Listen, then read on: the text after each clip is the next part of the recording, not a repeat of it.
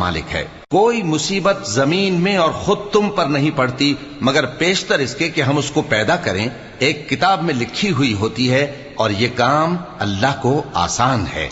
ताकि जो फायदा तुम्हें हासिल न हो सका उसका गम न खाया करो और जो तुमको उसने दिया हो उस पर इतराया न करो। और अल्लाह किसी इतराने और शेखी बघारने वाले को दोस्त नहीं रखता जो खुद भी बुख्ल करें और लोगों को भी बुख्ल सिखाएं। और जो शख्स रूगर्दानी करे तो अल्लाह भी बेनियाज है, लायक हमदो सना है। हमने अपने पैगंबरों को खुली निशानियां देकर भेजा और उन पर किताबें नाजिल की और मीजान आदल, ताकि लोग इंसाफ पर कायम रहें।